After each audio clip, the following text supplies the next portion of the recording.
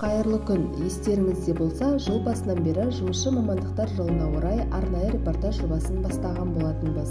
Бүгінгі репортаждың кезекті қонағы жауапкершілігі шектеулі серіктестігі Талап мал сою комбинаты және жартылай фабрикаттар дайындау цехының иесі жеке кәсіпкер Мусин Шыңғыс Мұратұлы.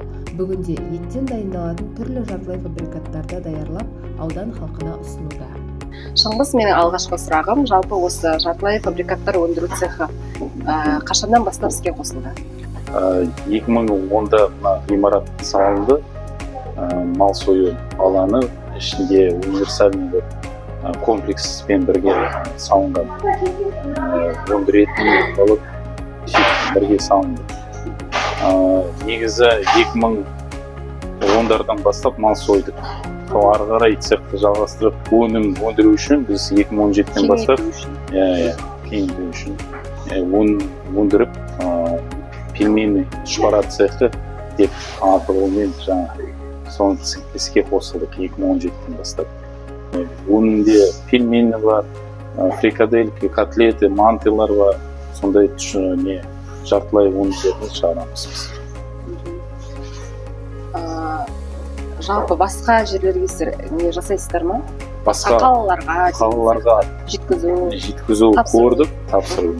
Ол ойдай маркетингтік жұмыстар көп, онымен тарату, сосын сақталу мерзімі, оны доставка, логистика деген шамалы проблемалар көп. Бірақ осы тұрғанда сельскийлерге, райондарға, ішінде шалқардың ауданында бүкіл магазиндерге таратамыз біз. Мал сою алаңы осыдан басталады. Мал кіріп, предубойный осмотр жасап, малдың соятын документ бойынша сосын тексеріп, мал қандай жағдайда ветеринарный врач өзі қарап, сосын рұқсат береді. Сол бойынша малды кіргізіп, біз бастаймыз сол жерден. Мал жағып, сосын ары қарай мауыздап, кәдімгідей қазақша сойылады.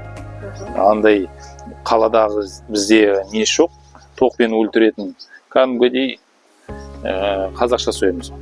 Сосын соятын кәдімгідей малдың анықтама беріп, печать қойып, санға нелерге өздерінің жерлер бар.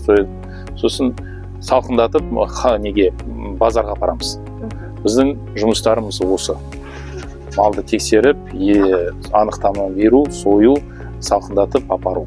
Біздің ең бірінші жұмысымыз осы. Процесс осы жерден басталады. Мал жығып, сойып, содан кейін конвейермен кетеді, линиямен шиқан түсіріп, бұзып, етті ары қарай морозильник тоңазытқышы соған кіргізіп, осы жерден бүкіл процесс жүргізіледі. Біздің өндіретін цехымыз бар, дәл солай соның еттеріміз өздеріміз сатып алып, етшілерден аламыз ба, қожалықтан аламыз ба, бізге алып келеді еттері. Сол еттерін өндіретін цехымыз, шпара цех аржанды.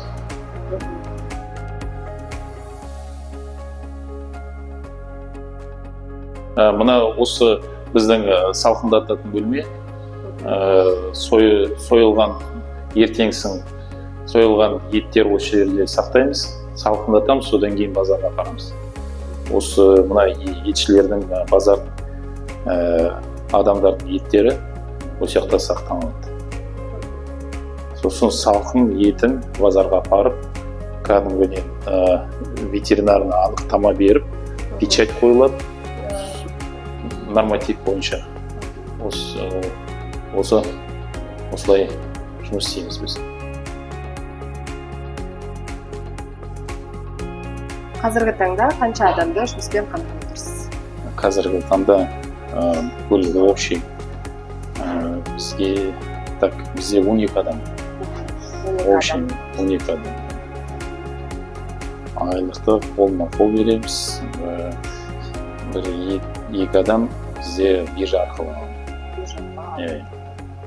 Олардың төлемі жартылай сіздерден, жартылай биржа. Қазіргі таңда пельмени жасап жатыр қыздар. Көріп отырсыз, қолдан бәрі нормамен, санитарный нормалы таза үйдікі сияқты ғой, по-домашнему дейді ғой, сол сапалы, өзі оның сапасы да, еттің де сапасы да біз тексереміз, қараймыз.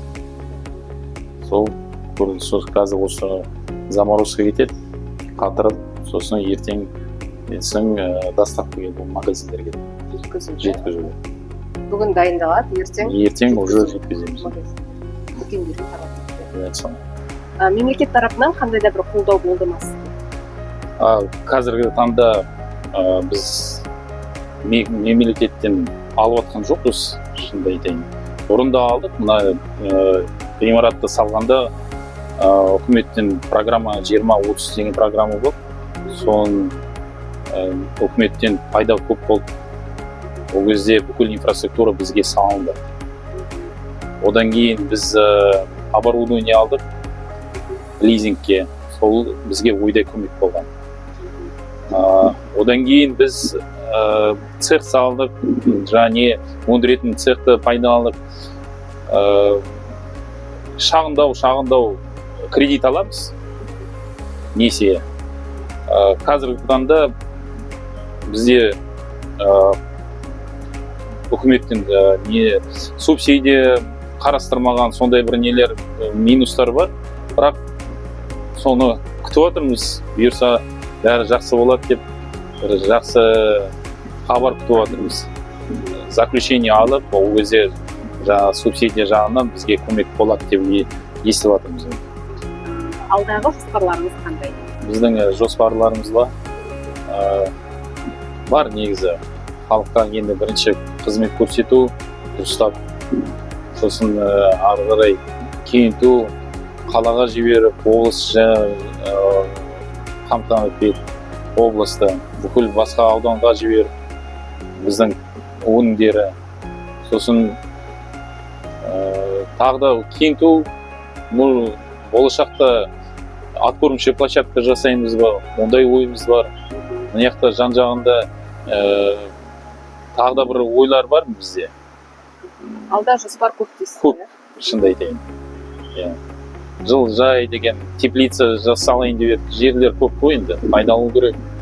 Енді бизнес жүргенде оны тоқтамай тіршілік жасау керек, меніңше.